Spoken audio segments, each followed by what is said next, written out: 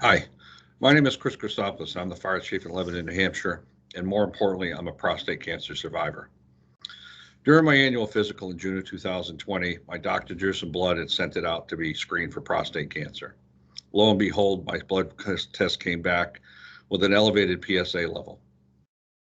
At that point, my doctor and I had a chat, and we decided that it'd be best for me to see a urologist for a follow-up. About a month and a half, 2 months later, I met with a urologist, and my follow-up PSA was even higher than the first. This started a journey that my wife and I never expected that we'd have to deal with in life.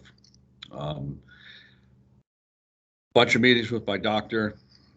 Over the next few months, I was sent for an MRI, ultimately a biopsy, which wasn't a very pleasant experience, and I won't go into the gory details.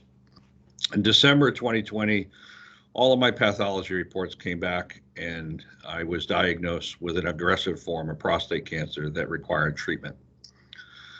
Now what? I had no idea what I was going to do. I knew what several of my options were, but really didn't know what I wanted to do for treatment. I talked to friends who had had prostate cancer and learned about their experiences and the different treatments that they had had. I read some books. I met with a radiologist. I met with another urologist. I searched the internet.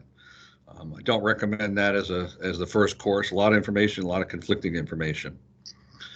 Ultimately, I chose to have a radical prostatectomy, which is removal of the prostate. It was the best option for me at that point based on a lot of different things, but my wife and I collectively made that decision. In April of 2021, I underwent surgery, had my prostate removed, and knock on wood, I've been doing pretty good since. Most of my blood work, or all of my blood work, has come back with no sign of cancer. Doesn't mean it's gone forever, but it's a good start to a long process. So what can you do? My advice to you is if you're over 40, get a PSA test. Insist on it. I've had several firefighters in my department request PSAs from their doctor. One was given it and ultimately diagnosed with an even more aggressive form of prostate cancer. The second was denied. His doctor said, nope, you're too young. You got to wait till you turn 50. And he pushed and pushed and pushed and finally did get his PSA level drawn and came back low. So he's on the good side of the scale.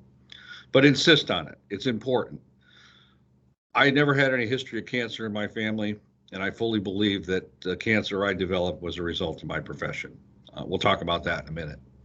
Second thing you can do, make sure your department has good decon procedures. There's no reason our firefighters can't come back from a fire clean, and we need to, as leaders, make sure that we ensure that for their safety. We've implemented some really radical changes in our department to make sure that people had the opportunity to not be exposed to carcinogens as much as we possibly can in our business. Lastly, don't get dirty. If you can't get dirty, don't get dirty. We can avoid it. Back when I started in the fire service over 40 years ago, getting dirty was a badge of honor. I'm here to tell you, getting dirty is just stupid. I no doubt in my mind that my cancer is a result of things that I did as a young firefighter that were just darn right stupid. So with that said, get tested, stay clean, and be safe.